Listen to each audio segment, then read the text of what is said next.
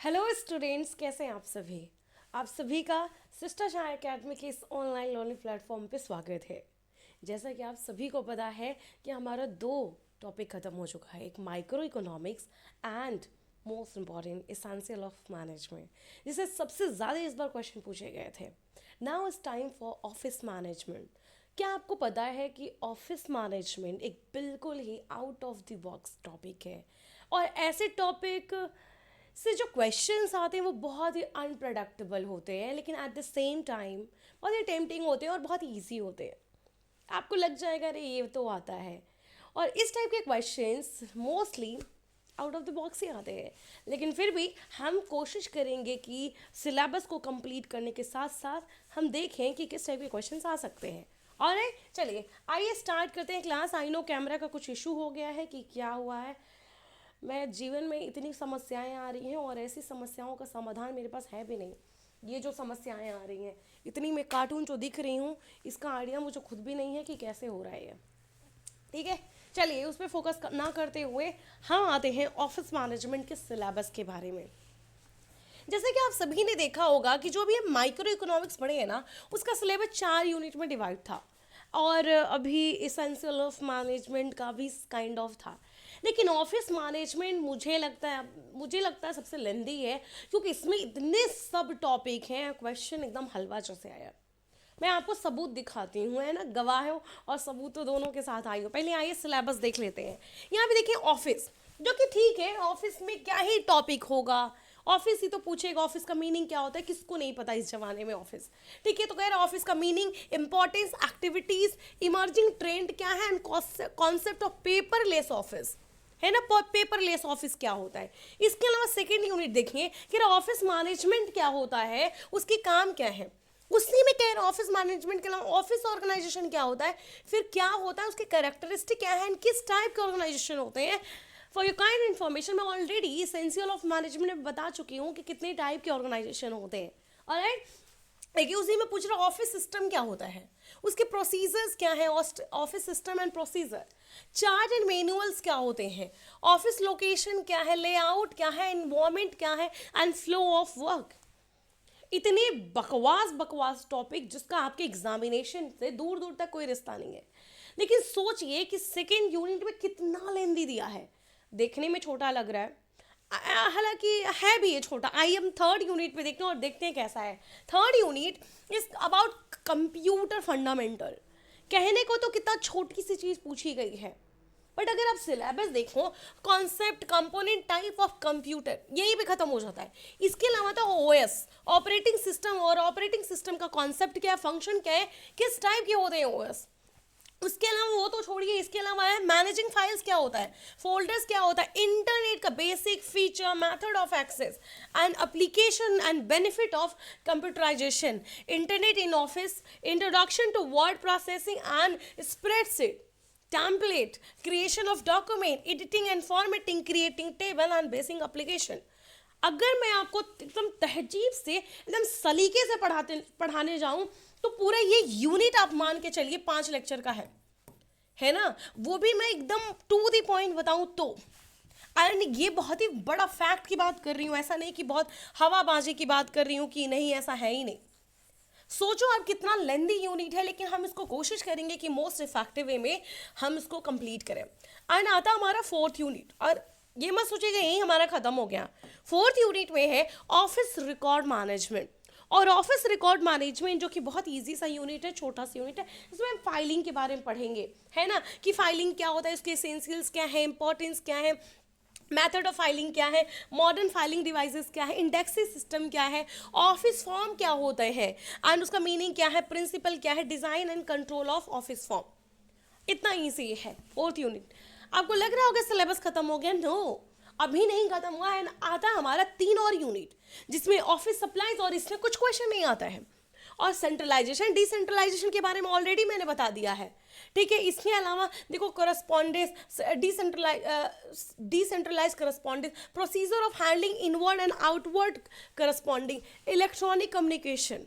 सोचो, एंड उसके अलावा वो तो छोड़िए, OIS, ऑफिस इंफॉर्मेशन सिस्टम, इसमें कॉन्सेप्ट, टाइप क्या है, basic, business application, planning and designing of IS, system development life cycle, flow chart, office report, type of report, report writing and precise writing.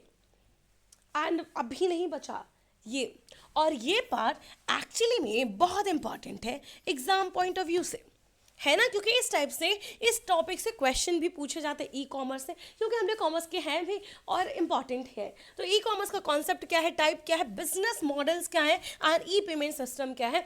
सोचिए वहाँ पे 4 और यहाँ पे 3, कितने यूनिट हो गए, 7 यूनिट। कैन यू इमेजिन कि क्या हम इसको 4 लेक्चर में कवर कर सकते हैं, but we will try to cover in 3 lecture. I mean lecture will be lengthy, but with in 3 lecture हम ख़त्म करने की कोशिश करेंगे। एंड आप सभी को एडवांस में न्यू ईयर की शुभकामनाएं। आपका आने वाला साल बहुत ही बढ़िया हो और बहुत ही बेहतर हो और आप अपने ड्रीम जगह हो, बस इतना ही शुभकामनाएं दे सकती हूँ। हालांकि चलिए बात करते हैं 2025, थोड़ा पास्ट में चलते हैं। पास्ट तो सबका बुरा होता है, लेकिन हम चलते हैं 2025, 2024, 2023, 2022, और इन 4 सालों में बहुत कुछ बदल गया। पहले के जिस टाइप के क्वेश्चंस बनते थे, पैटर्न चेंज हो गया एंड काफ़ी कुछ चेंज हो गया। और इसका इम्पोर्टेंस ऑफिस मैनेजमेंट का और एसेंशियल ऑफ मैनेजमेंट का सबसे ज़्यादा इम्पोर्टेंस 2025 में देखने को मिला है। कैन यू इमेजिन, जिसको कोई नहीं पूछता था 2024 तक, कि इसे क्या ही क्वेश्चन आ जाएगा, सबसे ज़्यादा क्वेश्चन, यानी कि essential of management office management को मिला दिया जाए तो अप्रॉक्स 10 क्वेश्चन से ज़्यादा आए थे। 10 क्वेश्चन से भी ज़्यादा आए थे, है ना, जो कि इतना भाव कोई देता नहीं था इस यूनिट को। अब ज़रा देखिएगा किस टाइप के क्वेश्चंस आए हैं, ये कौन से वाले यूनिट से हैं, पता चल रहा है क्या, कंप्यूटर वाले पार्ट से है, किस चीज़ का, ऑपरेटिंग सिस्टम से रिलेटेड है। कह रहा है Linux is very popular open source operating system, तो यानी कि कौन से टॉपिक से आए, ओएस से आया है। नेक्स्ट चलते हैं थोड़ा, कि which of the following generative AI application consider most disruptive.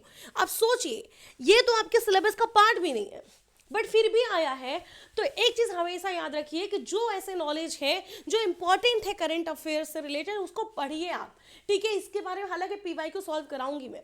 अब यहाँ पे पूछा है system software, operating system, compiler, application software, है ना, दिया हुआ है 2025 का ही क्वेश्चन है।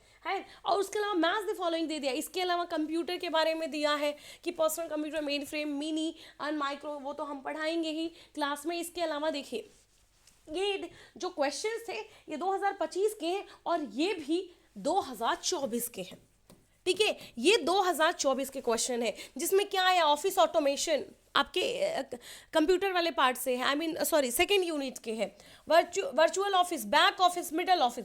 बैक ऑफिस आपके सिलेबस में नहीं है, कहीं पे भी बैक ऑफिस का जिक्र नहीं है, बट एक्चुअली में से क्वेश्चन आया हुआ है ना। अब सोचिए, जो सिलेबस में मेंशन है वही इतना ज़्यादा है, तो आउट ऑफ जोन पढ़ने का कोई सवाल ही नहीं उठता है ना। अब इसके अलावा देखिए, यहाँ पे फाइलिंग सिस्टम इन ऑफिस, यहाँ से तो क्वेश्चन आया है। फाइलिंग सिस्टम कौन सा यूनिट है, 4th यूनिट है, किसका, ऑफिस मैनेजमेंट का, ठीक है। ओएम का कौन सा यूनिट है, 4th यूनिट है, और यहाँ से देखिए क्या क्वेश्चन आया है, ठीक है। तो उसके बारे में तो हमको पढ़ना ही पड़ेगा। इसके अलावा देखिए, ये भी 2000 क्या है, 24 का ही क्वेश्चन है। अब जरा देखिए, 2023 का है नहीं, ये 2023 का है। यहाँ देखिए 2024 के किस बारे में आया, HTTP, WWW, ROM and RAM के बारे में आया है। इसके अलावा क्वेश्चन देखिए, कह रहा है जी पोर्टल, ये कौन सा यूनिट है, लास्ट यूनिट हमारा क्या है, लास्ट यूनिट है हमारा ई कॉमर्स, और ई कॉमर्स से अच्छा खासा क्वेश्चन पूछता है। बट बाय डिफॉल्ट 2024 में एक ही क्वेश्चन ई कॉमर्स से पूछा गया था, 25 में तो वो भी नहीं पूछा गया।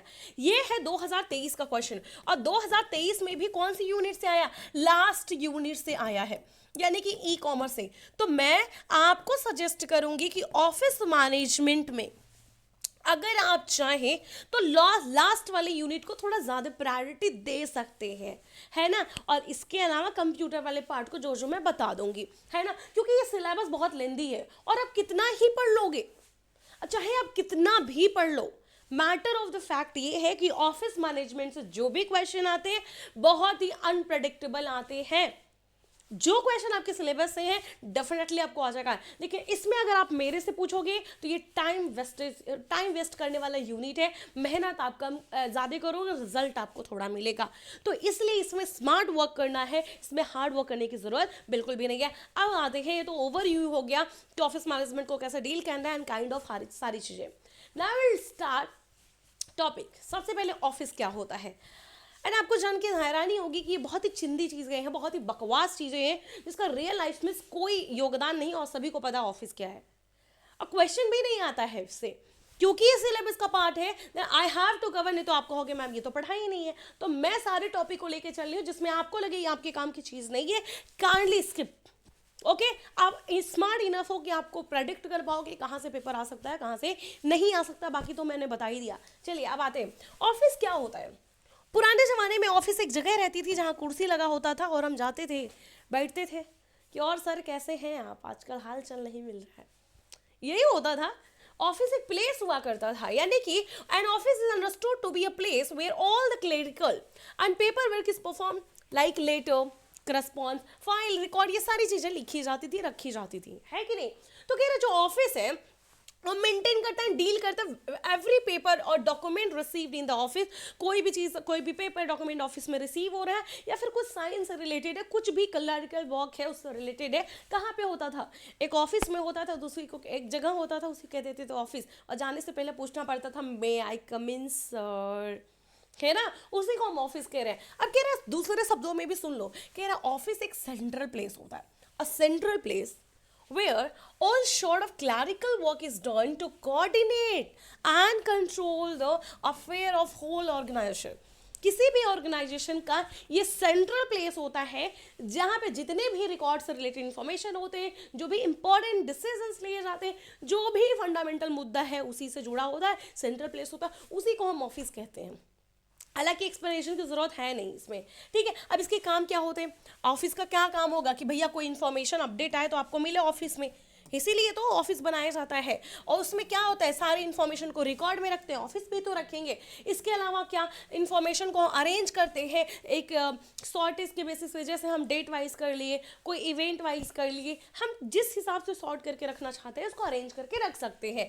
क्या करता है, हमें इन्फॉर्मेशन देता है, क्योंकि अपने रिकॉर्ड उठाता है और वहाँ से कुछ इन्फॉर्मेशन की जरूरत होती है, फर्निश करके हमें प्रोवाइड कर लेता है, ठीक है। अब कह रहा है पब्लिक रिलेशन फंक्शन, एक ऑफिस कैसे पब्लिक रिलेशनशिप, कह रहा है एक ऑफिस होता है ना, सिर्फ इसका छोटा मोटा चिंदी वाला काम नहीं है, कोई रिकॉर्ड आया, रिकॉर्ड लिख लिए, कोई पेपर साइन कराना, साइन कर, उतना सही नहीं है, बहुत ही काम होता है ऑफिस के पास। यानी कि सिर्फ कॉर्डियल रिलेशन डिपार्टमेंट से बनाने का नहीं है, बल्कि आउटसाइडर के साथ भी रिलेशन बनाता है। यानी कि ये पब्लिक रिलेशन फंक्शन भी क्या करता है, परफॉर्म करता है, जिससे कि उसके ऑर्गेनाइजेशन की गुडविल को इंक्रीमेंट मिले, गुडविल अच्छी हो जाए, है ना। सेफगार्ड असेट्स, इस ये असेट्स, ऑफिस कैसे असेट्स को सेफगार्ड कर सकता है, क्योंकि जो भी ऑर्गेनाइजेशन में असेट्स होते हैं, जैसे building, plan, machinery, office equipment, air conditioner, जो भी है, जो भी है, चाहे मूवेल है, इमूवेल, ठीक है, ऐसे असेट्स को क्या करता है, ऑफिस में रिकॉर्ड रखता है, ठीक है। और जो भी प्रॉपर्ली प्रोटेक्टेड कॉन्टैक्ट होते हैं उनको रिकॉर्ड रखता है, टाइम टू टाइम क्या करता है, उसकी सेफ्टी एंड उसको कैसे प्रॉपर ऑर्गेनाइजेशन में रखा जा रहा है उसकी बातें करता है। और तो सिंपल सी बातें थी, इसमें क्या है मुझे नहीं समझ में आता पढ़ाने की। हाँ, इंपॉर्टेंस बहुत इंपॉर्टेंट हो सकता है ऑफिस का, कि ऑफिस की ज़रूरत क्या है, जो काम बिना ऑफिस के हो जा रहा है उसमें ऑफिस की क्या ज़रूरत, कह रहा है रुको, बहुत ज़रूरत है जीवन में ऑफिस की। ऑफिस एक माहौल देता है एक दूसरे की चुगली करने के लिए, आई मीन कोई भी काम को फोकस तरीके से करने के लिए, चाहे वो चुगली हो या फिर क्लरिकल वर्क, ठीक है। तो कह रहा है कि एक ऑफिस बहुत इंपॉर्टेंट है एंड इट्स इंडिस्पेंसिबल है, पार्ट ऑफ एवरी ऑर्गेनाइजेशन, चाहे वो छोटा हो बड़ा हो कोई मतलब नहीं है, चाहे वो गवर्नमेंट इंस्टीट्यूशन हो, ट्रेडिंग हो, मैन्युफैक्चरिंग कंपनी हो, हॉस्पिटल हो, एजुकेशनल इंस्टीट्यूट हो, ऑफिस हो, सारे चीज़ के लिए बहुत इंपॉर्टेंट है, क्योंकि स्मूथ फंक्शन नहीं देता वहीं से, तो मेन मुद्दा निकल के आता है बाहर, कहाँ से, ऑफिस से। कह रहा है office act as a store house. अब बताओ, तो स्टोर हाउस की ज़रूरत ही नहीं है कहीं पे, जरूरत ही नहीं, हम तो कह रहे हैं सारा काम ऑफिस में हो जाता है, स्टोर हाउस का भी काम करता है, और कह रहा है सबसे इंपॉर्टेंट चीज कि नर्वस सिस्टम का काम करता है किसी भी बिजनेस कंसर्न में। ठीक है, एवरी ऑपरेशन ऑफ बिजनेस में क्या करता है, एक नर्वस सिस्टम की तरह काम करता है। कह रहा है जो वेल मैनेज्ड ऑफिस होता है ना, ये इंडिस्पेंसिबल होता है, यानी कि ये मैनेजमेंट को हेल्प करता है, कोऑपरेट करता है, एंड ताकि कौन सा डॉक्यूमेंट कहाँ प्रॉपरली है और किसी भी चीज़ का एक्शन लेने में हेल्प करता है, क्योंकि प्रॉपर ऑर्गेनाइज तरीके से होता है ना। कह रहे जो ऑफिस होता है कोऑर्डिनेट करता है सारे एक्टिविटी को, जितने की बिजनेस से रिलेटेड जितने भी एक्टिविटी उसको कोऑर्डिनेट करता। विदाउट एन एफिशिएंट और ऑर्गेनाइज्ड ऑफिस, अगर ऑफिस में ऑर्गेनाइज नहीं है, ठीक है, एफिशिएंट नहीं है, तो बिजनेस सिस्टमैटिकली स्मूथली नहीं चल सकता। ये भी बहुत फैक्ट की बात है। तो रूम की ही बात कर लो, अगर रूम साफ नहीं होता तो कैसा लगता है, कचड़ा। वही रूम साफ लगता नया नया घर है ना। हम देखो, हम हॉस्टल वाले रहे हैं और हम नवोदय वाले हैं, तो 7 साल नवोदय बिताने के बाद 5 साल बीएचयू वाले रिश्ते में रहे हैं, एक रिलेशनशिप में, है ना, बीएचयू के साथ, भाई नवोदय के साथ 7 साल रहे। इतने बाद रियलाइज हुआ है कि I am not a kind of women जो बहुत ही किचन ओरिएंटेड हो, बहुत ही फैमिली ओरिएंटेड हो, एंड बहुत ही पैसे के पीछे भागे। सुकून चाहिए होता हॉस्टल वालों को, क्योंकि आदत हो जाती है अकेले रहने की, सुकून लेने की, और वही होता है। तो वही कह रहा है, ऑफिस भी एक ऐसा चीज़ है जो बहुत ही ज़रूरी है। कह रहा है it's important has rightly been explained by L.R. Dicksee. उन्होंने कहा office is to a business what the main spring is to watch. कह रहा है ऑफिस तो वह जगह होता है जहाँ पे कुत्ते वाला काम किया जा सकता है, मतलब जहाँ हो नज़र रखा जा सकता है, सब पे वॉच डॉग का काम करता है, ठीक है, सब पे नजर रखा जा सकता है। किसने कहा था भैया, L.R. डिक्सी कहे थे। अब ये तो सारी बातें हो गई, लेकिन देखो ऑफिस इतना भी जरूरी नहीं है जितना कि बोल दिया गया, हालांकि जरूरी है। आओ बात करते हैं। कह रहा मान लो तुम्हारे पास 2 पैर की जगह एक ही पैर होता तो क्या होता, है ना। बहुत ही इडियट वाला सवाल और बहुत ही लॉजिकल, बट सोचो इसके पास सिर्फ एक पैर है, उसके लिए स्मूथ फंक्शनिंग में दिक्कत होती है, काइंड ऑफ वो ऑफिस का काम करता है। यानी कि एक ऑफिस एक बेस प्रोवाइड करते, एक सेंटर प्रोवाइड करते हैं जहाँ से सारे एक्टिविटी डिस्पोज होते हैं।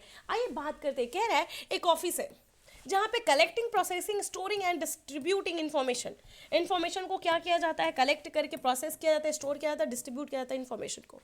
अब वो अलग अलग डिपार्टमेंट को, तो ये सेंटर में क्या है, हमारे ऑफिस है या चाचा, मेन चाचा बैठते हैं, ये मेन चाचा जी बैठते हैं, मैं आई कमीन बोल के जाना पड़ता है। अब वो क्या करते हैं, सारी इन्फॉर्मेशन को क्या करते हैं, ज़रूरत पड़ने पे प्रोडक्शन मार्केटिंग को भी देते हैं, ज़रूरत पड़ने पे आउटसाइडर या किसी को देते हैं, ज़रूरत पड़ने पे फाइनेंस डिपार्टमेंट को, ज़रूरत पड़ने पे पर्सनल पे। यानी कि ऑफिस की वजह से सारी इंफॉर्मेशन बहुत ही स्मूथली पास हो जा रही है, क्योंकि ये सेंट्रल एरिया होता है किसी भी डिपार्टमेंट का। ठीक है, अब कह रहा है कितने टाइप के ऑफिस होते हैं, एक बात बताओ कितने टाइप के होते होंगे, है ना। फ्रंट ऑफिस, बैक ऑफिस, फलाना ऑफिस, धमकाना ऑफिस, हाँ एक्चुअली में होते हैं। और तभी तो क्वेश्चन आए, अभी पीवाई क्यों नहीं दिखा क्या तुमने, लग रहा है फिर से बताना होगा कि भैया ये वाले ऑफिस होते हैं, है ना। अभी तुमको दिखाएंगे, हम क्यों नहीं दिखाएंगे, बहुत ज़रूरी है, तभी तुम लोग को बकवास लग रहा होगा। ये कौन पूछता है, अरे देखना कौन सा क्वेश्चन पूछा गया है, बकवास सा क्वेश्चन। क्या मिडिल ऑफिस क्या होता है, ऑफिस ऑटोमेशन क्या होता है, वर्चुअल ऑफिस क्या होता है, बैक ऑफिस, ये वहीं से क्वेश्चन उठाया गया है। कहाँ से उठाया गया है, टाइप ऑफ ऑफिस से ही। तो एकदम ध्यान से सुन लेना कि टाइप ऑफ ऑफिस भी कुछ होता है क्या। तो सबसे पहले हम पढ़ेंगे फ्रंट ऑफिस, क्वेश्चन में क्या है बैक ऑफिस। देखो इसको एडिट करना लग रहा, हम भूल गए, हमसे गलती होगी, कृपा करके क्षमा कर देना, है ना, कभी कभी गलती हो जाता है। चलो, फ्रंट ऑफिस में क्या होता है, कह रहा है फ्रंट ऑफिस को अदरवाइज हम कभी कभी रिसेप्शन भी बोल देते हैं, है ना, जो सामने पढ़ा जाता है, एक सुंदर सी महिला बैठी होती है, गुड मॉर्निंग सर, कैसे हैं आप sir, how could I help you, how may I help you, पूछती है ना, वही फ्रंट ऑफिस कहलाता है। It refers to companies department that come in contact with outsider such as client, supplier, banker, finance institution, general public at a large. तो जो front office होता है जनरली कोई भी आके कांटेक्ट कर सकता है, राइट, सही बात समझ में आया। तो फ्रंट ऑफिस वेलकम करता विजिटर को, जितने भी विजिटर के क्वारीज होते हैं, मेल्स होते हैं, जितनी भी चीज़ें होती हैं उनको डील करता है, कुल मिला जुला के किससे रिलेटेड है। अब आते हैं मेन मुद्दा, मिडल ऑफिस क्या होता है ना, फिर पीछे वाले पे जाएंगे बैक ऑफिस। तो मिडल वाला ऑफिस क्या है, कह रहे मिडल ऑफिस ऑफिस ना जो मतलब यूजुअली होता है वो पार्ट ऑफ ऑपरेशन से रिलेटेड होता है। किससे रिलेटेड होता है? Part of operation division of the business unit, यानी कि बिजनेस यूनिट के पार्ट ऑफ ऑपरेशन का हिस्सा होता है। यानी कि कुल मिला जुला के अगर हम क्या कहें इसका, तो कह रहा है this division ensure proper flow of work within the organization. क्या करता है? मिडल ऑफिस की वजह से ऑर्गेनाइजेशन में जो भी काम होता है उसका प्रॉपर फ्लो हो पाता है, चाहे फ्लो ऑफ इंफॉर्मेशन हो, फ्लो ऑफ वर्क हो, बहुत इजी से हो पाता है। तो अगर कुल मिलाजुला के एक शब्दों में कहना हो मिडल ऑफिस के बारे में, तो किससे रिलेटेड कहेंगे कि ऑर्गेनाइजेशन, विद इन ऑर्गेनाइजेशन जो काम हो रहा है उसको फ्लो करने में बहुत ही आसानी रहता है, यानी कि पार्ट ऑफ ऑपरेशन से रिलेटेड है।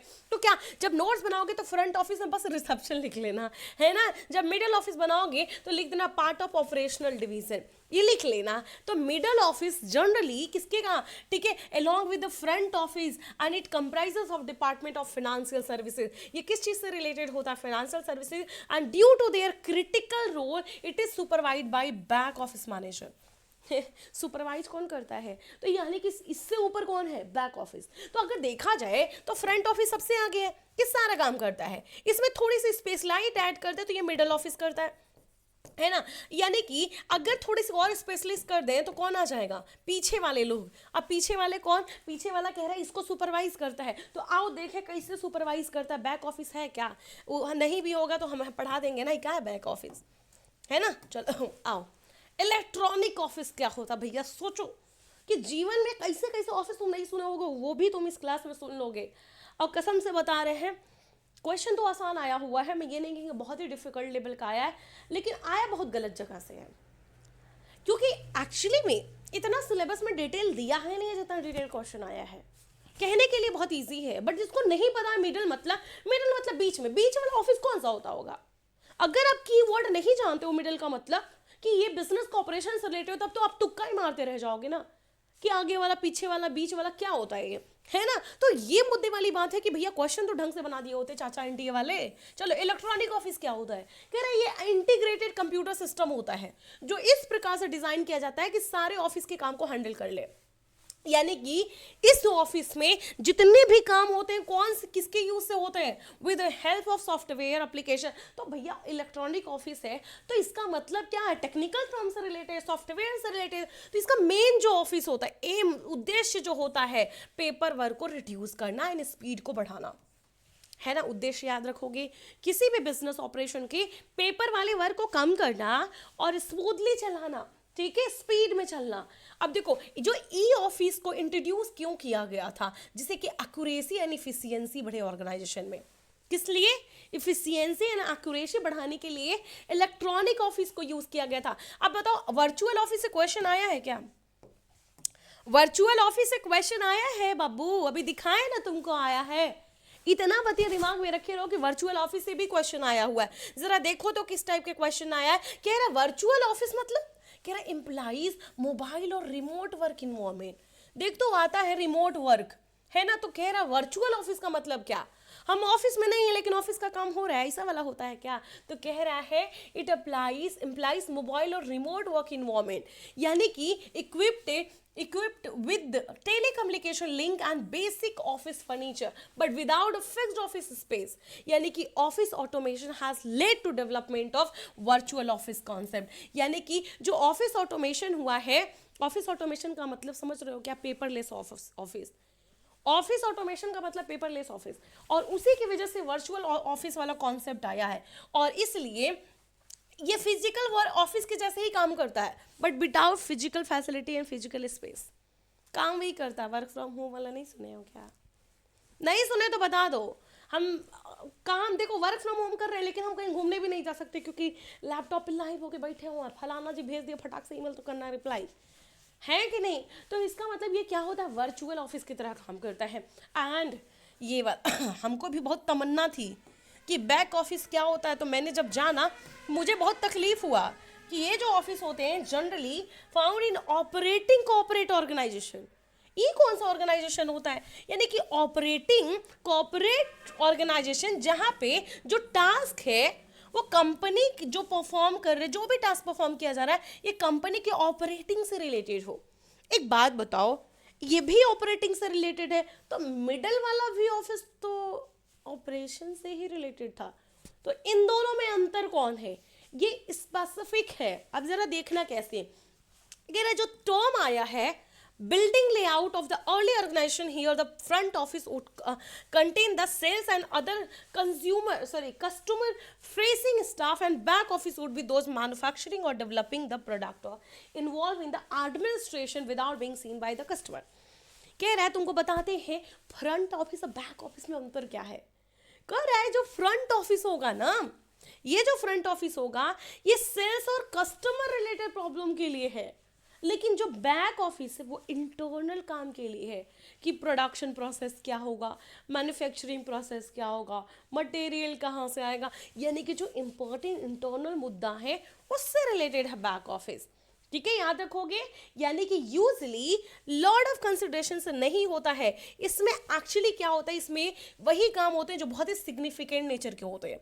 सिग्निफिकेंट का मतलब समझते हो? अरे बच्चा अगर तुम नहीं समझते हो तो एमकॉम का एंट्रेंस काहे दे रहे हो, ये बताओ। महत्वपूर्ण, जरूरी, ठीक है, ये चारों याद रखोगे। बस एक नाम लिखो, एक लाइन लिख लो, एक नाम लिखो, एक लाइन लिख लो।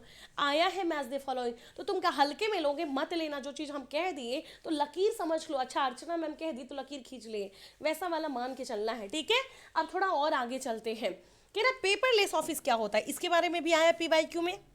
आया है कि नहीं आया है गुरु? आया है ना, तो अब जान लो पेपरलेस ऑफिस क्या होता है। पेपरलेस ऑफिस मतलब एक ऐसा वर्क इन्वायरमेंट जहाँ पे पेपर को एलिमिनेट किया गया, ग्रेटली रिड्यूस, बहुत ज़्यादा पेपर को या तो कम कर दिया गया और या तो पेपरलेस ऑर्गेनाइजेशन बनाने की कोशिश कर रहे हैं कि भैया A4 साइड सीट बहुत खर्च हो रहा था, इसीलिए हम सोचे अब जितना काम होगा मेल से होगा, है ना। बहुत पेपर खर्च हो रहा था, कंपनी का सारा पैसा A4 साइड पेज खरीदने में चला गया।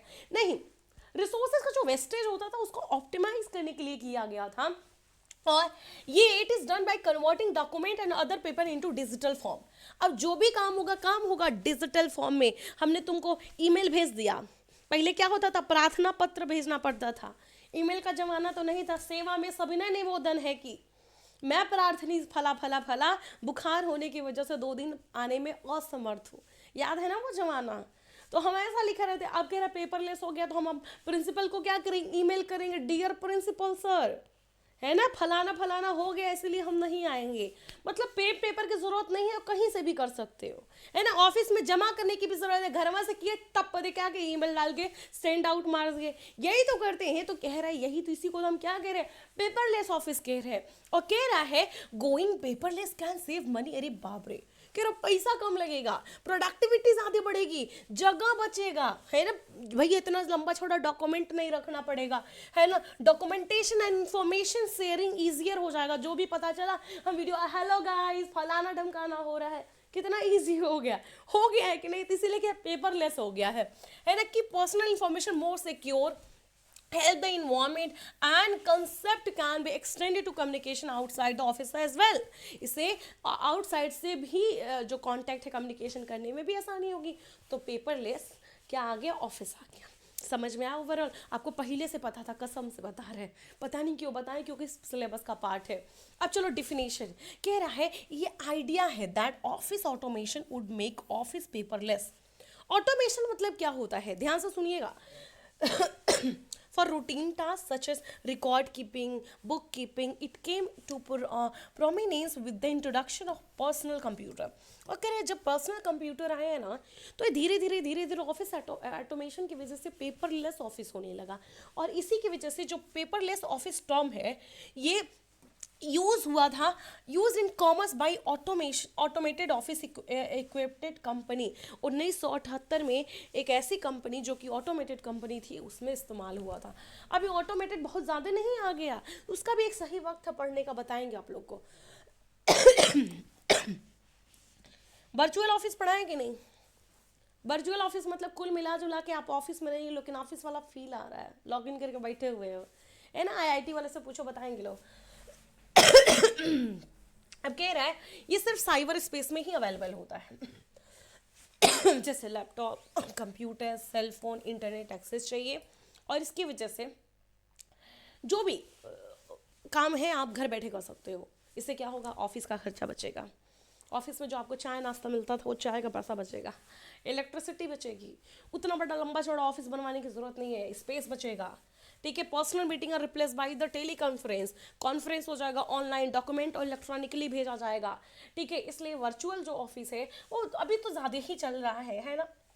चलिए अब आते हैं एक ऐसे टॉपिक पे जिसका कोई यूज़ नहीं है और पढ़ा चुके हैं। आपको याद है एक चार्ट के बारे में पढ़ाए थे, खाने वाला नहीं गुरु, चार्ट। चार्ट याद है? चार्ट किसी भी चीज़ को हम थोड़ा बढ़िया दमदार तरीके से प्रेजेंट करते हैं, फलाने ढमकाने को एक फॉर्म में, उसको चार्ट कहते हैं।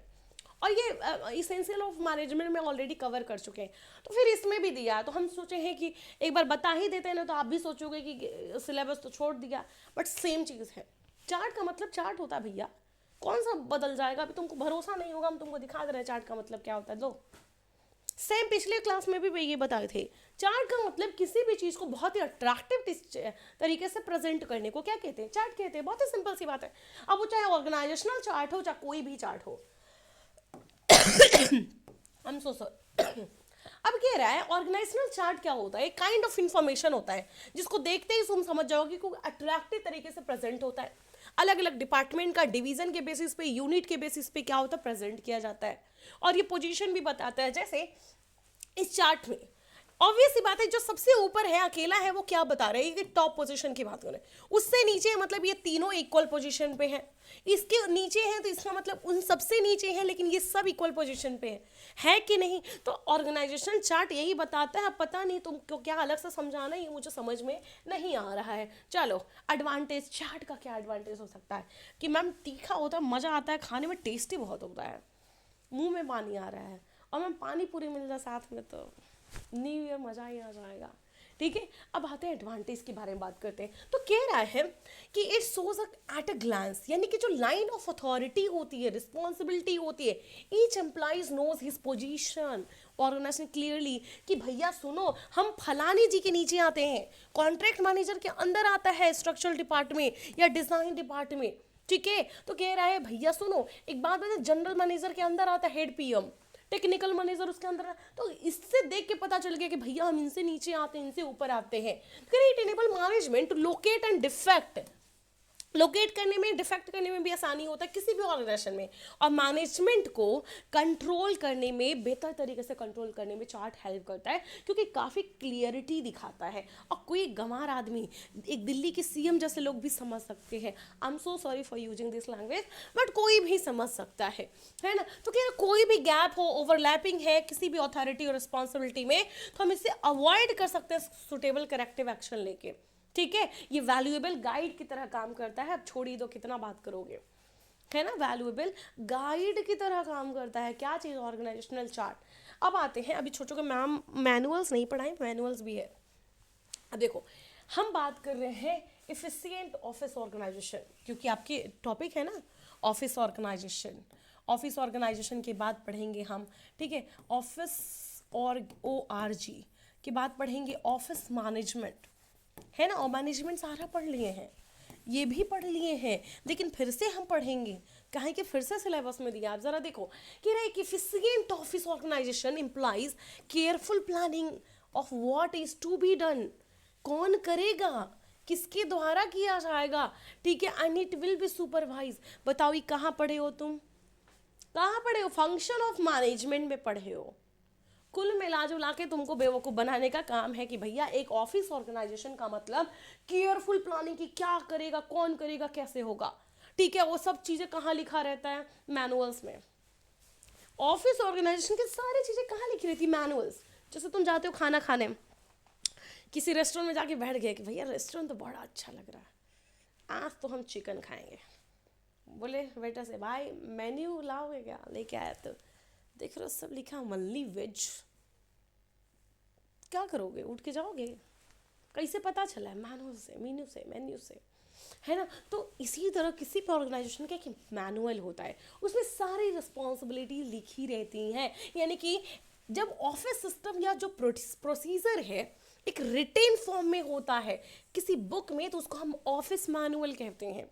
और उसमें लिखा रहता है कि क्या करना है, कब करना है, कैसे करना है, और ये जितने रिटन इंस्ट्रक्शन है ये स्टाफ को इशू किया जाता है, जिस स्टाफ की वो रोल्स एंड रिस्पॉन्सिबिलिटी है उनकी ड्यूटी के साथ। इसीलिए उसको ड्यूटी लिस्ट भी कहते हैं कि भैया सुनो, तुमको मैनुअल मिल गया, क्या कब कैसे किसके साथ क्या करना है ना, कौन सा रिसोर्सेज कहाँ यूटिलाइज करना है, तो उसको क्या कहेंगे, ड्यूटी लिस्ट भी कहते हैं। तो ड्यूटी लिस्ट में उनको सारी चीज़ें लिखी रहती है। तो जो ऑफिस मैनुअल है प्रिपेयर्ड होता है मेंटेन के द्वारा, मैनेजमेंट के द्वारा, और जो and only the duty list is issue to the staff.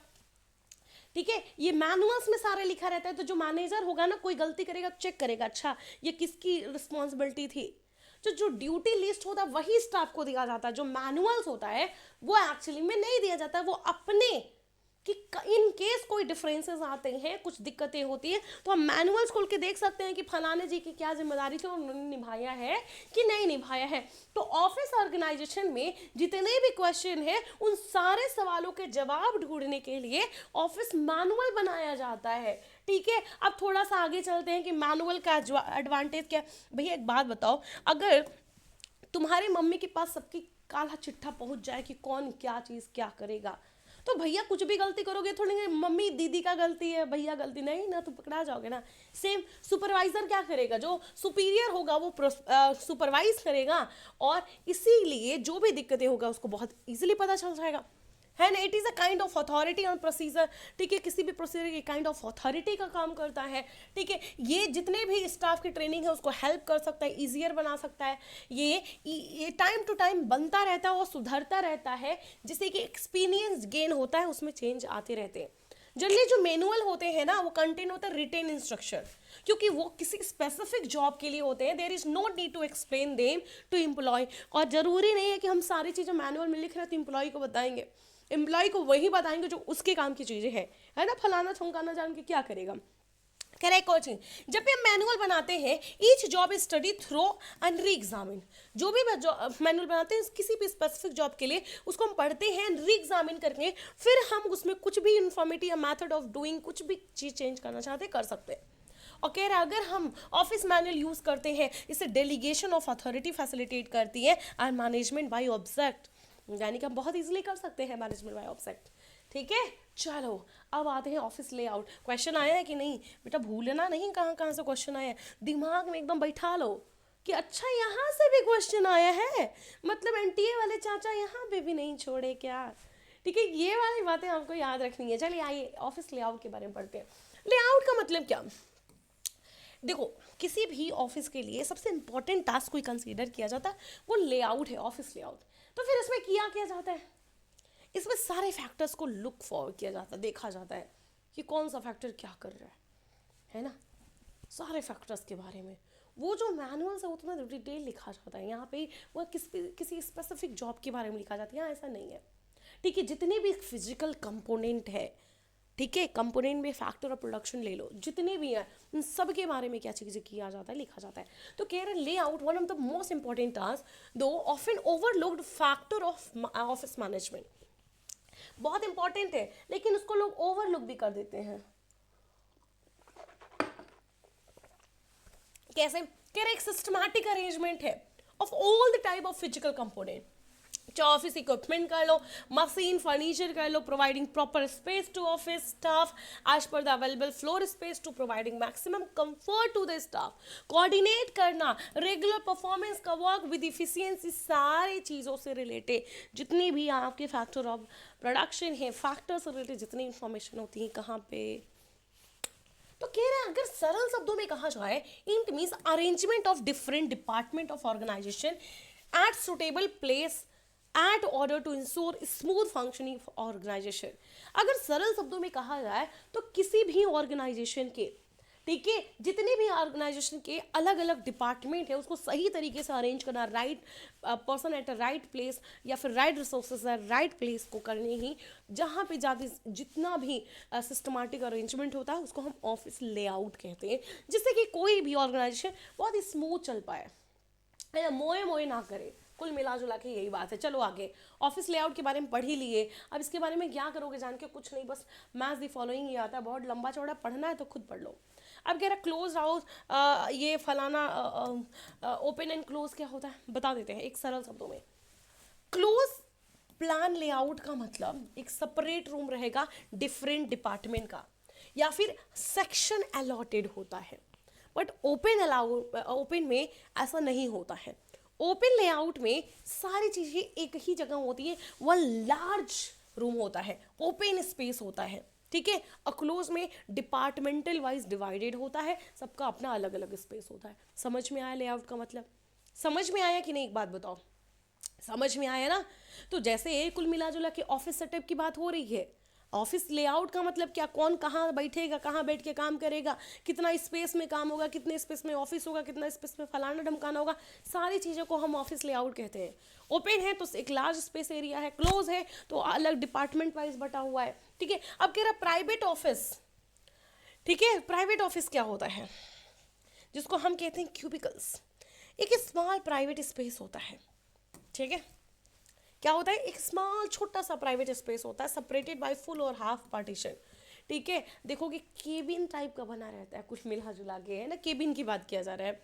और जाओगे तो दरवाज़ा खोलोगे, दोनों जगह से ट्रांसपेरेंट होता है, मैं आई कम इन सर। तो ये जो टॉप लेवल के एग्जीक्यूटिव होते हैं ना, उनको ये प्राइवेट ऑफिस दिया जाता है, सबको थोड़ी ना मिलता है ना, नहीं मिलता है ना।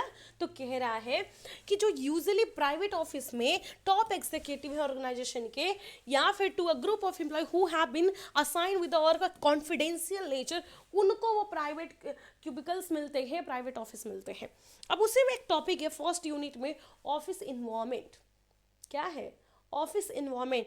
तो ये ऑफिस इन्वायरमेंट क्या होता है भैया, जहाँ पे बैठ के काम कर रहे हो 10 तरीके के लोग हैं। तुम अपने कॉलेज की बात कर लो, 10 तरीके से स्टूडेंट है, कोई कहेगा बहुत ही अच्छे भाई हो तुम, कोई पॉलिटिक्स बतियाएगा, कोई तुम्हारे पर्सनल स्पेस को टैकल आउट करेगा, कोई तुम्हारे जीना हराम कर देगा। भाई ऑफिस में भी सेम होता है। तो ऑफिस का इन्वायरमेंट पढ़ो मत, बता दे रहे हैं टॉक्सिक होता है, लेकिन बुक इस नॉलेज के लिए हमें तुम्हें बता देते हैं कि ऑफिस का इन्वायरमेंट कैसा होता है। कह रहा है कि एम्प्लॉय बेचारा जितना काम करता है उसके लिए कंफर्टेबल वर्क इन्वायरमेंट चाहिए, ऐसा बुक में लिखा और ऐसा हम सोचते भी हैं, बट जाने के बाद या तो हम टॉक्सिक बना देते हैं या तो कोई बनाता है तो हम झेलते हैं, दो ही चीज़ होता है। तो कह रहा है दे आर मोर प्रोडक्टिव। जब किसी को कंफर्ट जोन मिलता है तो प्रोडक्टिव नहीं, नींद आती है। तो कह रहे हैं नहीं नहीं, जब हमें किसी एम्प्लॉय को कंफर्ट देते हैं तो उसका प्रोडक्टिविटी इफिशियंसी इंक्रीज हो जाती है, क्योंकि वो खुश हो जाता है वर्किंग, अरे भाई क्या गजब एसी लगा है यहाँ, तो नींद अच्छी आएगी, घर पे एसी नहीं है ना, सेटिस्फैक्ट्री होता है। कहा over the years enlightened manager have realise importance of providing congenial working condition to employ. Over the year management को ये रियलाइज होता है, मैनेजर को रियलाइज होता है कि एम्प्लॉय को एक सेफ वर्किंग एनवायरमेंट देना कितना इंपॉर्टेंट है, ठीक है। क्योंकि जो ऑफिस वर्क है मोस्टली किससे रिलेटेड होता है, मेंटल वर्क से रिलेटेड होता है, और मेंटल काम करने के लिए आपका कंफर्ट होना बहुत ज़रूरी है। अगर आप कंफर्ट नहीं रहोगे दिमाग ही नहीं चलेगा। अब मुझे बताओ, मुझे आपको पढ़ाना है, यहाँ मेंटल का सारा काम है, फिजिकली हम तो बस घूम रहे हैं ना, सारा काम किससे जुड़ा है यहाँ से। अगर इसी में हम किसी और चीज़ का टेंशन लेके कहें अरे तो पढ़ा पाएंगे क्या, हालांकि पढ़ा देंगे, है ना, पढ़ा तो देंगे, लेकिन क्या वो आउटपुट निकल के आएगा, क्या नहीं। तो कह रहा मेंटल वर्क के लिए एक बहुत ही अच्छा स्मूथ एक कंफर्टेबल इन्वायरमेंट चाहिए, जिसमें माइंड को कंसंट्रेट कर पाए, जितने भी डिस्ट्रक्शन है उसे फ्री कर पाए, अच्छी नींद ले पाए इसी में, एक्चुअली नहीं, ठीक है। अब पुअर वर्किंग कंडीशन की वजह से मेंटल स्ट्रेन हो जाता भैया, एफिशिएंसी कम हो जाती है, परफॉर्मेंस कम होने लगता है। इसीलिए ये ऑफिस मैनेजर की जिम्मेदारी होती है कि सारे एम्प्लॉय को एक कंफर्टेबल कंड्यूसिव इन्वायरमेंट मिले, ठीक है। एक अच्छी ऑफिस इन्वायरमेंट का क्या मतलब है कि इंटीरियर डिज़ाइन बहुत ही बढ़िया होना चाहिए, जाए ऑफिस में घुसते रहिए भाई क्या ऑफिस बनवाए हो, मज़ा आ गया, है ना। फिर दिखा रहे हैं, स्टेटस डाल रहे हैं, hashtag office working hour, working hour नहीं बता रहे, वो इंटीरियर दिखा रहे कि देखो मेरा ऑफिस कितना अमीरों वाला है। तो मतलब ऑफिस का इन्वायरमेंट मतलब क्या, इंटीरियर डेकोरेशन बहुत अच्छा हो, फर्नीचर और फिक्सर बहुत अच्छा हो, लाइटिंग वेंटिलेशन अच्छा हो, सैनिटेशन हो, क्लीनिंगनेस, हेल्थ, सेफ्टी एंड सिक्योरिटी, ये सारी चीज़ें ऑफिस इन्वायरमेंट का एक बहुत ही मेजर कंपोनेंट है जो आता है, ठीक है। ख़त्म हो गया ऑफिस ऑर्गेनाइजेशन, फिर से आ गया।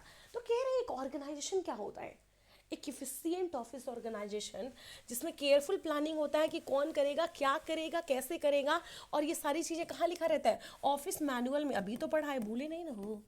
भूले नहीं ना हो? ये बताओ, अगर भूल रहे हो तो बता देना, कैमरा में घुस के कूटेंगे हम।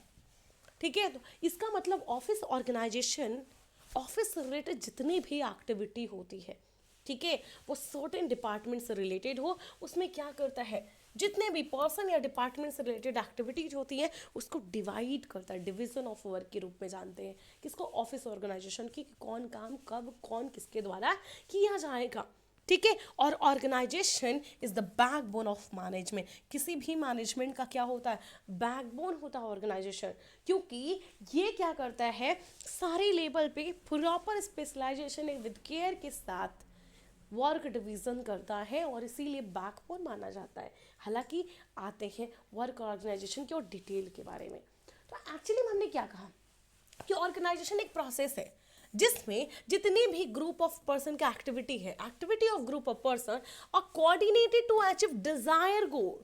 किसी भी ऑर्गेनाइजेशन का जो डिजायर गोल है उसको अचीव करने के लिए लोगों के बीच में कोऑर्डिनेशन स्टैब्लिश करने को ही क्या कहते हैं? ऑर्गेनाइजेशन कहते हैं।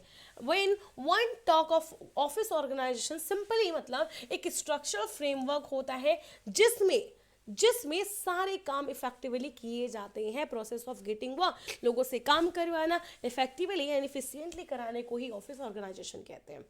और ऑफिस ऑर्गेनाइजेशन है तो इसके कुछ प्रिंसिपल जो कि इम्पॉर्टेंट नहीं है, पता नहीं पेपर कौन बनाएगा, हो सकते हैं, इसलिए मैंने कुछ भी स्किप नहीं किया। आइए देखते हैं। कह रहा है प्रिंसिपल ऑफ ऑब्जेक्टिव। तो कह रहा है कि भैया एक बात बताओ, इसमें क्या है जो नहीं जानते हो? सारे जितने भी ऑर्गेनाइजेशन उनको उनके क्लियर कट ऑब्जेक्टिव तो पता होना चाहिए कि हर डिपार्टमेंट का क्या ऑब्जेक्टिव है। इफिशियंसी तो होना चाहिए भैया। जब गोल क्लियर रहता है तो मिनिमम कॉस्ट में कैसे हम गोल को अचीव कर पाए उसी को हम इफिशियंसी कहते हैं, है ना। कम कॉस्ट में हम रिजल्ट अचीव कर पाए। तीसरा डिवीजन ऑफ कवर। जब भी हमें क्लियर हो जाता उद्देश्य तो हम पता लगा लेते हैं नेक्स्ट कि क्या हमको किसको काम कराना है, स्पेशलाइजेशन के बेसिस पे मोस्ट इफिशियंट मैनर में, है ना। नेक्स्ट है स्पैन ऑफ कंट्रोल। कह रहा है देखो स्पैन ऑफ कंट्रोल का मतलब कि कुछ ही सबऑर्डिनेट होते हैं जिनके पास पावर होता है ना। तो कह रहा है कैसे, only as many subordinate should be place under one superior. एक सुपीरियर के अंदर कई सबऑर्डिनेट काम कर सकते हैं और इफेक्टिवली वो सुपरवाइज कर ले। तो इतना ही रखो जितना कि ये सुपरवाइज कर ले। तो स्पेन ऑफ मैनेजमेंट या स्पेन ऑफ कंट्रोल किसना होना चाहिए? विद इन होना चाहिए, एक फिक्स पर्पज के लिए होना चाहिए, एक डिफिनिट नंबर में होना चाहिए कि वो मैनेज कर ले। और इसके अलावा स्कालर चेन ऑफ अथॉरिटी होना चाहिए, यानी कि लाइन अथॉरिटी की बात की जा रही है ऑर्गेनाइजेशन में, जो कि क्लियर होना चाहिए, डिफाइंड होना चाहिए, पता होना चाहिए कि ये वाला गलती होगा तो किसको जाके रिपोर्ट करना है, प्रिंसिपल सर को कि वाइस प्रिंसिपल सर को, कि इंग्लिश वाले मैम से बोलेंगे तो भी काम हो जाएगा, है ना। ये क्लियर कट पता होना चाहिए। इसी को क्या कह रहे हैं? Scalar chain of authority and number of level of management, कि कितने लेवल के मैनेजमेंट है। ठीक है, ये यूनिटी ऑफ कमांड, एक बार में एक ही बॉस से ऑर्डर मिले। क्या तुम इसेंशियल ऑफ मैनेजमेंट में ये सारी चीजें नहीं पढ़े हो, है ना। सेम तुम देखो रोल ऑफ मैनेजर में मैंने पढ़ाया था। Functional definition, parity of authority and responsibility जो कि को इक्वल होता है। Principle of balance, principle of balance में क्या? सेंट्रलाइजेशन एंड डिसेंट्रलाइजेशन की बात की जा रही है। Organizational structure should be flexible. ठीक है, फैसिलिटेशन ऑफ लीडरशिप, एक बेटर लीडरशिप क्या करता है? ऑर्गेनाइजेशन को क्या करता है? इनफ अपॉर्चुनिटी प्रोवाइड करता है। ये तो हो गया प्रिंसिपल ऑफ ऑर्गेनाइजेशन। अब आते हैं टाइप ऑफ ऑर्गेनाइजेशन जो हम पढ़ा चुके हैं। लाइन एंड स्टाफ, बहुत ढेर सारे पढ़ाए थे, भूल गए क्या? याद करो, एसेंशियल ऑफ मैनेजमेंट में चार्ट वाले के जस्ट टॉपिक बाद ही पढ़ाए थे वो, कि ऑर्गेनाइजेशन को किसके बेसिस पे हम डिवाइड कर सकते हैं, है ना, कैटेगराइज कर सकते हैं ओवरऑल। तो चलो आओ फिर से पढ़ लेते हैं। पहला लाइन ऑर्गेनाइजेशन। लाइन ऑर्गेनाइजेशन को हम एक स्कैलर ऑर्गेनाइजेशन भी कहते हैं, मिलिट्री ऑर्गेनाइजेशन भी कहते हैं, वर्टिकल ऑर्गेनाइजेशन भी कहते हैं, डिपार्टमेंटल ऑर्गेनाइजेशन भी कहते हैं। भैया इसमें ऐसा क्या है कि इतना नाम जान रहे हैं? क्योंकि यहाँ पे एक ऐसा organization is the superior subordinate relationship होता है। क्या होता है? सुपीरियर सबऑर्डिनेट रिलेशनशिप होता है। तो याद रखना, लाइन ऑर्गेनाइजेशन में मैच द फॉलोइंग में यही आएगा। कीवर्ड ये आएगा superior subordinate relationship, line organization superior subordinate relationship याद रखोगे. And line of authority so formed is known as line authority. And to develop this organization activity of enterprises are group in the department. और इसलिए जो activity तो group जैसे purchase department, production department, marketing department, finance department, personal department and क्या हो जाएगा system manager. तो कह रहा है ये अलग अलग काम के लिए अलग अलग डिपार्टमेंट डिवाइडेड हो तभी लाइन अथॉरिटी या फिर लाइन ऑर्गेनाइजेशन की ज़रूरत पड़ती है. क्लियर कट पता है कि इसका क्या एक ही कीवर्ड. लाइन ऑर्गेनाइजेशन के आगे बस एक शब्द लिख लो, बाकी भूल जाओ. सिंपल सी बात है, भूल जाओ सुपीरियर सबऑर्डिनेट. दूसरा प्योर लाइन. अब लाइन में भी प्योर होता है, एक जो इम्प्योर होता है दूध में पानी मिला के वाला. तो प्योर लाइन ऑर्गेनाइजेशन का मतलब क्या होता है कि जितने भी एक्टिविटी होते हैं, activity at any one level are the same with each man. ठीक है, यानी कि हम सिंपल सी बात कर रहे हैं, जो कंट्रोल एंड डायरेक्शन है, ठीक है, वो किसी एक के पास है ना, सेम लाइन में हो रहा है. डिपार्टमेंटल मतलब हर डिपार्टमेंट के बेसिस पे होता है कि पूरे चीज़ों का डिपार्टमेंट किसी एक के पास है, उसके रिलेटेड, वो आपके काम की चीज़ नहीं है. हम आते हैं फंक्शनल ऑर्गेनाइजेशन. लाइन ऑर्गेनाइजेशन हो गया. फंक्शनल ऑर्गेनाइजेशन हम काम के बेसिस पर डिवाइड कर रहे हैं, है ना, कि अगर पर्सनल परचेज है, फाइनेंस है, हर डिपार्टमेंट को उसके काम के आधार पे बांट रहे हैं. ठीक है, एक स्पेसिफिक फंक्शन के बेसिस पे उसी को हम फंक्शनल ऑर्गेनाइजेशन कह दे रहे हैं. इसमें क्या ज्ञान की ज़रूरत है, क्योंकि यहाँ पे जैसे जो बेचने में अच्छा उसको सेल्स डिपार्टमेंट में रख रहे हैं तो उसकी इफिशियंसी अच्छी है तो उसका आउटपुट अच्छा आएगा कि नहीं आएगा. तो वही कह रहे हैं, स्पेशलाइजेशन होगा, काम अच्छा लगेगा, ईजी लगेगा, इफिशियंसी बढ़ेगी, ढेर सारी चीज़ें कह रहा है. अब दोनों को मिला दिया. Line and staff organization. Line and staff organization होता क्या, ध्यान से देखिएगा, नोट डाउन कर लीजिएगा. जो पैटर्न है ऑर्गेनाइजेशन का, ये बहुत ही इंप्रूवमेंट है लाइन ऑर्गेनाइजेशन का एंड फंक्शनल ऑर्गेनाइजेशन. आपने लाइन अलग पढ़ा, फंक्शनल अलग पढ़ा. अब कह रहा both the system of organization, जो भी ऑर्गेनाइजेशन का सिस्टम है, have been found to possess inherent source of efficiency. यानी उसमें कहीं ना कहीं अगर पाया देखा जाए तो इनमें इफिशियंसी पाया, इनएफिशिएंसी पाया क्या, क्योंकि जो लाइन सिस्टम है कंट्रोल करता है, टू मच कॉन्सेंट्रेट करता है ऑन कंट्रोल. ठीक है, जो लाइन ऑर्गेनाइजेशन है वो क्या करता है, एक के अंदर चार, फिर चार के अंदर ढेर सारे, फिर क्या करता है कंट्रोलिंग पे ज़्यादा फोकस करता है. और वहीं फंक्शनल बहुत ज़्यादा डिसेंट्रलाइज है. यानी कि ये क्या करता है सेंट्रलाइज और वो क्या है डिसेंट्रलाइज है. एक मिनट, अभी हमारी यूट्यूब पे क्लास है तो जिसका जिसका माइक्रो छोटा है ना वहाँ पे चल के कर लेना.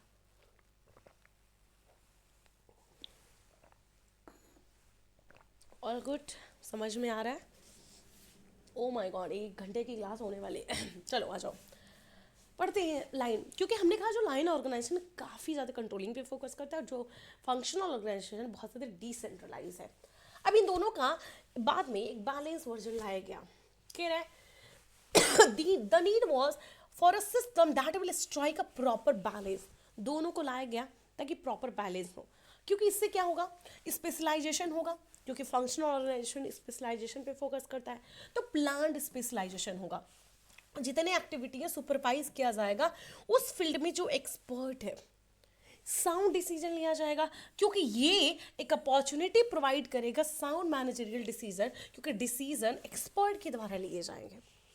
एडवांसमेंट अपॉर्चुनिटी, यानी कि ये ज़्यादा अपॉर्चुनिटी देगा जितने भी उस काम के लिए काबिल वर्क और ग्रेटर कह सकते हैं variety of responsible job available होंगे. ठीक है, basis for line authority relationship, एक बेस प्रोवाइड करेगा लाइन अथॉरिटी रिलेशनशिप के लिए. ठीक है, जो दोनों का बैलेंस होगा, किसका, फंक्शनल एंड लाइन का. और अब आते हैं कमिटी ऑर्गेनाइजेशन, है ना, तुमको लग रहा होगा खत्म हो गया, नहीं, कमिटी ऑर्गेनाइजेशन ये ना रिसेंट ईयर में काफ़ी बढ़ गया, पहले ऐसा नहीं था. ठीक है, अब देखो कैसे कह रहा है कि रिसेंट ईयर में बहुत ज़्यादा एविडेंट दिखने लगा. Is the committee organization occur when management decision are formulated by group instead of being by individual. कोई एक इंडिविजुअल डिसीजन नहीं ले रहा है, कौन ले रहा है, एक कमिटी बनाई जा रही है ना, नरसिम्हन कमेटी, कारवे कमेटी, यानी कि जो भी डिसीजंस लिए जा रहे हैं वो किसी इंडिविजुअल के द्वारा तो बिल्कुल लिए नहीं जा रहे, किसके द्वारा लिए जा रहे हैं, ये प्रॉपर तरीके से ग्रुप इलेक्ट किया जा रहा है, ठीक है, मेंबर अपॉइंट किए जा रहे हैं, और सर्टेन रेगुलेशन के हिसाब से जो बॉडी कंसर्न है, जो मेंबर है, उसके बेसिस पे कॉमन कंक्लूजन पे पहुंचती हैं, इसीलिए उसको हम कमेटी ऑर्गेनाइजेशन कहते हैं, ठीक है। अब कह रहा है ऑफिस ऑर्गेनाइजेशन में क्या स्टेप है, ये आया हुआ क्वेश्चन है, ठीक है, ये PYQ का पार्ट है, पढ़ लियो अच्छे से, है ना। पहले तो हम क्या करेंगे, पहले ऑफिस का ऑब्जेक्टिव स्टैब्लिश करेंगे, ऑब्वियसली किसी भी ऑर्गेनाइजेशन का क्या मुद्दा होता है। उसके बाद जो ऑब्जेक्टिव है ना, और जो ऑर्गेनाइजेशनल ऑब्जेक्टिव है और जो ऑफिस ऑब्जेक्टिव है, उसको दोनों को क्या करेंगे, लिंक करेंगे। ये ऑफिस ऑर्गेनाइजेशन की बात हो रही है, ठीक है। तो जो ऑर्गेनाइजेशनल ऑब्जेक्टिव और जो ऑफिस का ऑब्जेक्टिव दोनों को लिंक करेंगे, फिर प्लान बनाएंगे, पॉलिसी बनाएंगे, प्रोसीजर यानी मेथड बनाएंगे, यानी कि कुल मिला ऑल अबाउट प्लानिंग की बात की जा रही है। उसके बाद क्या करेंगे, कह रहा जो भी एक्टिविटी परफॉर्म करना है उसके नेचर को डिफाइन करेंगे, फिर उस एक्टिविटी को सब पार्ट करेंगे छोटे छोटे टुकड़ों में कि कौन क्या करेगा, फिर इवेलुएट करेंगे कि जो भी एक्टिविटी के लिए हमने ग्रुप किया है एक सर्टेन डिपार्टमेंट या सेक्शन में, उसको इवेलुएट करेंगे। उसके बाद ग्रांट करेंगे, अथॉरिटी एंड रिस्पॉन्सिबिलिटी देंगे, भाई ये तुम्हारा परचेज डिपार्टमेंट का काम है, ये तुम्हारी जिम्मेदारी है। एंड उसके बाद एक चार्ट ऑर्गेनाइजेशन प्रिपेयर करेंगे, इसमें इंडिकेट रहेगा कि कौन किस पोजीशन पे है, किसके द्वारा क्या अथॉरिटी एंड रिस्पॉन्सिबिलिटी है। देख रहे हो इतना लंबा चौड़ा नहीं आता, इतना लंबा चौड़ा, ये इसमें कुछ कुछ चीज़ें स्किप कर देती हैं, मैं आपको मैक्सिमम दिए, देखिए कीवर्ड पता रहे, अगर क्रोनोलॉजिकल समझोगे तो बहुत आसान है। ऑब्जेक्टिव सेटअप किए, ठीक है, ये तो आता ही नहीं है, ठीक है। ऑर्गेनाइजेशन और ऑफिस ऑब्जेक्ट को लिंक करो, ठीक है, लिंक भी कर लिए। उसके बाद प्लान बनाना बहुत ज़रूरी है, ऑर्गेनाइजेशन का बहुत इंपॉर्टेंट मुद्दा होता है प्लान बनाने के बाद किस टाइप की एक्टिविटी है उसको डिफाइन किए, किस टाइप की एक्टिविटी में छोटे छोटे एक्टिविटी, छोटे छोटे से ही तो शुरुआत होगी, वो डिफाइन किए। उसके बाद जितने एक्टिविटी किस चीज़ से रिलेटेड है उसको ग्रुप करेंगे एक में, उसको इवेलुएट करेंगे, इवेलुएट करने के बाद रिस्पॉन्सिबिलिटी एंड अथॉरिटी ग्रांट करेंगे। उसके बाद क्या करेंगे, एक चार्ट बना देंगे, इसके सारे से, इसकी वजह से सारे रोल्स एंड रिस्पॉन्सिबिलिटी क्लियर हो जाएंगे। अब ऑफिस ऑर्गेनाइजेशन पढ़े हो अभी, अब ऑफिस मैनेजमेंट पढ़ने जा रहे हो, और ऑफिस मैनेजमेंट का मतलब आप एसेंशियल ऑफ मैनेजमेंट में पढ़ चुके हो, ठीक है। इसमें पूरी की पूरी चीज़ें पढ़ ली हो, तो इसमें कुछ भी ऐसा नहीं है जो इससे रिलेटेड क्वेश्चन आएंगे, ठीक है। Office management is defined as coordinating, organizing, planning office activity as well as motivating the efforts of other towards the specific objective of organization, और सारे फंक्शन ऑफ प्लान से रिलेटेड है, देख लो ध्यान से, तो ये सब पढ़ चुके हो, ठीक है। देखो ऑफिस मैनेजमेंट का ढेर सारा डिटेल है, तुम्हें पढ़ना है फिर से पढ़ो, खत्म, 2 ही स्लाइड था, ठीक है। अब आते हैं ऑफिस सिस्टम, ये लास्ट टॉपिक है ना, कौन सा टॉपिक, लास्ट टॉपिक। उसके बाद हम टाटा बाय बाय करेंगे एंड यूट्यूब पे क्लास करेंगे। 10 बजे की क्लास थी, बट अब लग रहा है कि उसको 10:30 बजे शिफ्ट करना पड़ेगा। चलिए देखिए, तो ऑफिस सिस्टम क्या होता है, इसको नेक्स्ट क्लास में पढ़ाया क्या, देखो है बहुत ही तगड़ा, मुझे लगा था मैं सब खत्म कर दूंगी, सिर्फ कुछ ही बचा हुआ है, मुझे लग रहा है कितना बचा हुआ है, ऑफिस मैनेजमेंट, ऑफिस सिस्टम में 3 स्लाइड बचा हुआ है, देख लो। ऑफिस सिस्टम मतलब ये होता क्या है, मतलब क्या समझे, कह रहा है ऑफिस सिस्टम मतलब एक ऐसा सिस्टम जिसके अंडर सारी चीज़ें काम की जाती हैं, जिसमें गोल्स एंड ऑब्जेक्टिव, ये सारी चीज़ें बिजनेस छोटे छोटे पार्ट में डिवाइड करके एक ऑब्जेक्टिव डिसाइड करता है।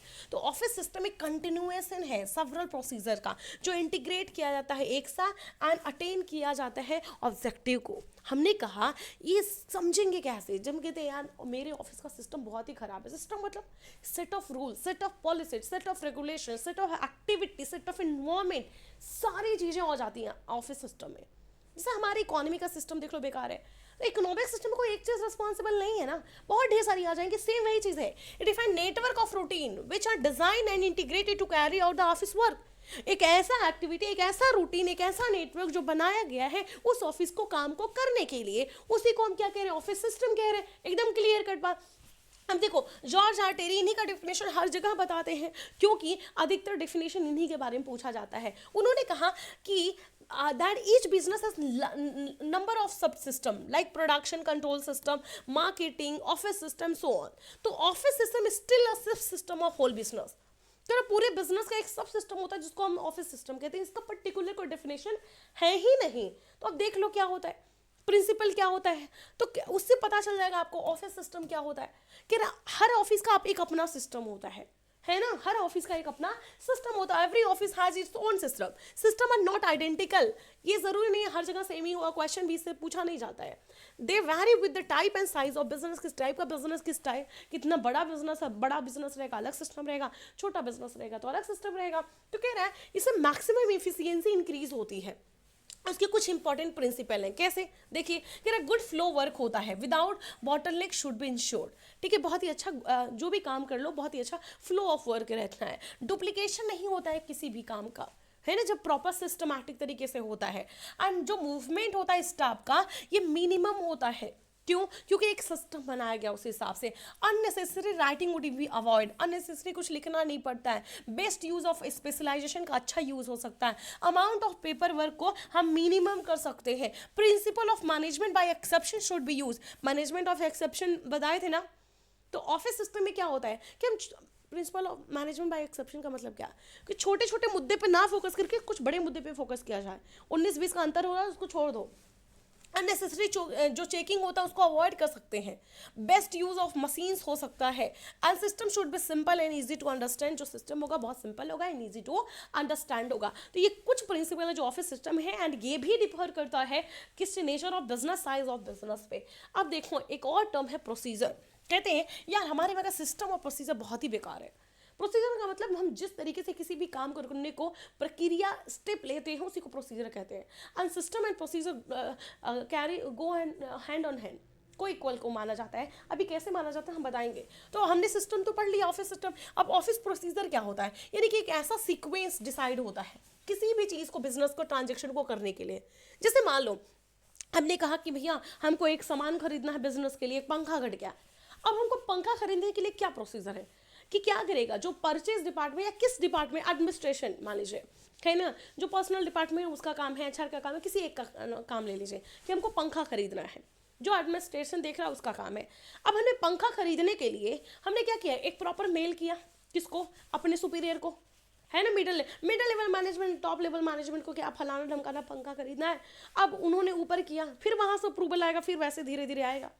ये है हमारा सिस्टम, तो कह रहा है प्रोसीजर डिपेंड करता है किस सीक्वेंस में हो रहा है, कभी कभी हम डायरेक्ट भी कोई भी काम कर लेते, कभी कभी प्रॉपर सीक्वेंस से जाना पड़ता है, वही बात हो गई, दर्शन करने के लिए लाइन में लगा के भी दर्शन कर सकते हैं और घुस के भी दर्शन कर सकते हैं, पैसा दे के भी दर्शन कर सकते हैं, ये वही प्रोसीजर की बात की जा रही है, प्रोसीजर रूटीन होता है जो प्लान में की एडवांस में प्लान किया जाता है कि भैया स्टेप बाय स्टेप ये काम होगा, तो जहां पे स्टेप बाय स्टेप आ गया उसी को क्या कह दे रहे हैं, प्रोसीजर कह रहे हैं, यानी कि सीरीज ऑफ क्लैरिकल एक्ट जो कि पहले से ही डिसाइडेड है। अब आती है कि जो अगर ऑफिस सिस्टम है प्रोसीजर, उसका क्या इंपॉर्टेंस होता है, जब कोई भी चीज़ प्रॉपर डिफाइन होता है सीक्वेंस स्टेप बाय स्टेप तो कंफ्यूजन नहीं होता है, एंड एक प्रॉपर सिस्टम में होता है तो क्लियरिटी होती है, एफिशिएंसी बढ़िया होती है, ये काफ़ी चीज़ें होती हैं, तो cost of performing routine office work reduce हो जाता है, कोई भी रिस्पॉन्सिबिलिटी इजीली हम कर सकते हैं, एक अच्छा ऑफिस सिस्टम होगा प्रोसीजर की वजह से स्मूथ रनिंग हो सकता है, ठीक है, speedy dispatch of work and system procedure, internal checking जो कि बहुत ही अच्छे से हो सकता है, बेटर कोऑर्डिनेशन हो सकता है, हम जो management to train the staff, management क्या कर सकता है, स्टाफ को ट्रेन करने में हेल्प कर सकता है, चांस ऑफ एरर भी कम हो जाएगा, और गुड सिस्टम की वजह से जो एम्प्लॉय को इंस्ट्रक्शन देते हैं वो भी काफ़ी बढ़िया स्मूथ हो जाएगा और बहुत ईजिली इनको इन्फॉर्मेशन मिल जाएगा। That's it. तो ये रहा आपका यूनिट 1 एंड यूनिट 2, और आपको मैंने बहुत ही क्लियर शब्दों में बता दिया कि क्या पढ़ना है और क्या इग्नोर करना है।